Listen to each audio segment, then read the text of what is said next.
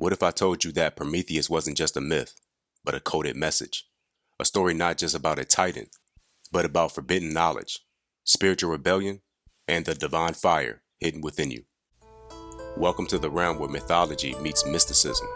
In this video, we're diving deep into the esoteric and occult symbolism behind the myth of Prometheus, a figure who dared to steal the fire from the gods and gift it to humanity. But this fire wasn't just a flame. It was the spark of consciousness, the divine gnosis, the soul's awakening. From ancient mystery schools to modern metaphysics, Prometheus has stood as a symbol of the spiritual rebel, the one who sacrifices himself to awaken others. We'll explore how this titan represents the eternal struggle for enlightenment, the cost of truth, and the hidden truths embedded in this ancient myth. If you're ready to look beyond the surface and decode the metaphysical blueprint behind Prometheus, you're in the right place. And without further ado, the lesson titled, Promethean Flame. Let's begin. The father of the gods avenged himself by withholding fire from mortals, but Prometheus stole it in a hollow tube.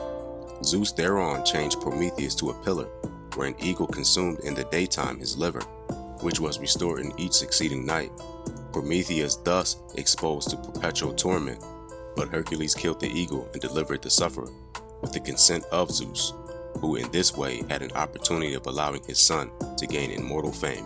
The Greek gods of Mount Olympus repented that they made man, and as we see, we have an akin or similar account of the creation story from the Holy Bible. And the Greek gods of Mount Olympus repented that they made man, and in their creation of man, that God did not give them an immortal soul or spirit, but the ego of man was always fighting within itself.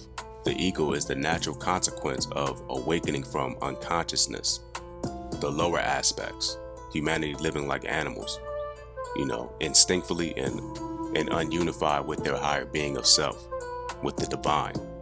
So the Prometheus story is already making a reference to duality, the split between self and other, mind and body, God and man.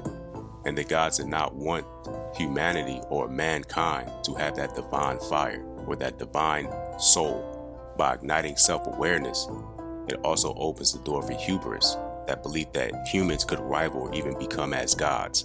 And we see this connection in the Holy Bible with Lucifer, Adam and Eve, and other myths like Icarus, because ego unchecked leads to rebellion.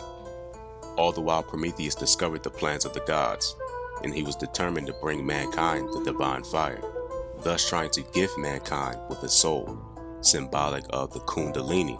So this divine fire or divine enlightenment would then give mankind immortality, that spark that allows humans or mankind to become self-aware.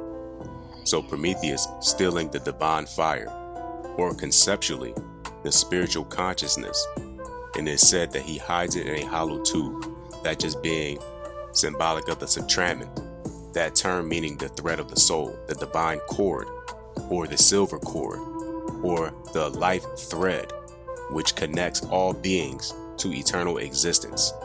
And that's how you can make the connection to Kundalini being in this spine. Prometheus flew to the house of the sun god and lit a tiny reed with solar fire, carrying this fire, or this divine fire, to earth. Again, the symbol of spiritual awakening and the initiation into higher knowledge. By stealing the fire from the gods and giving it to humans, he brings the divine light, symbolizing consciousness, awareness, and gnosis. Prometheus being that initiator, that Hermes-like figure, the light bearer, or Lucifer in Christian lore. His disruption of the status quo of divine ignorance, risking punishment to elevate human beings or mankind. That classic archetype of the hidden teacher or spiritual rebel, not evil, but a figure who defies cosmic law to elevate humanity. And you see that with the tale of the Sumerian myth with Enki, and again in the Holy Bible with the serpent in Genesis.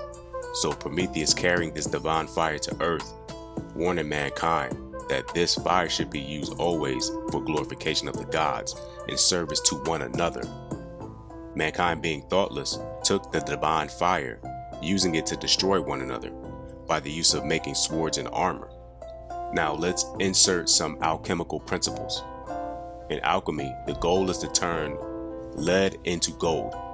And if we have keys that conceptualize mankind destroying one another with swords and armor, symbolically is telling you that they try to control one another through their enlightenment or hinder each other. And concepts of that was mentioned in the book of Jasher as well, with the fallen angels, or with the fallen angel Azazel, with the turning against man shutting down each other's light with the external forces, material desires, etc. This being a clear example of why the gods did not want to give the divine fire to human or mankind, because of the state of ignorance it would cause, or lowered nature behavior. By the transference of the vitalizing fire from the heaven to the earth of the human system, the lower nature is inflamed and set at war with the divine spirit, or Zeus, within man. So, for Prometheus' disobedience, the gods chained Prometheus to a mountain, i.e., to become a human being, to be bound by the limitations of the human body. So this bondage, or Prometheus being chained to a mountain all the while with a vulture eating at his liver, is symbolic for regeneration. The vulture, or the eagle, represents the spirit, which during each incarnation or regeneration, daytime consumes through suffering and sorrow. So I'm going to repeat that again. The vulture or the eagle represent eternal punishment. The liver gets eaten by the vulture or the eagle every day, and it's restored or reincarnated or regenerated. And this punishment is going to continually happen until the divine intelligence in man is made perfect. The mastering of that sacred fire, that kundalini energy, to know thyself, i.e. doing that inner work. And lastly, it stated that Hercules then kills the eagle, or the vulture, and delivers Prometheus from his suffering. So when you enter Hercules, or the labors of Hercules, you have Hercules being Heru Achilles, or the combination of Heru and Achilles, they all being an archetype of the Christ being the Redeemer, Prometheus being redeemed by Zeus, being the Son of God, or the Sun God, aka Christ consciousness, saving yourself from the lower natures of your humanity. Prometheus gave humanity more than fire. He gave us the burden and the blessing of consciousness. Instilling the divine spark, he didn't just defy the gods, he awakened the God within us. This myth isn't just ancient, it's alive in each of us. And every time we question, create, rebel, or seek truth, we echo Prometheus' defiance. And like the concept, we may suffer, but through that suffering, we evolve. If this spoke to you, share your thoughts in the comment section. Don't forget to like, subscribe, and light your own inner fire. Until next time, keep seeking, keep burning.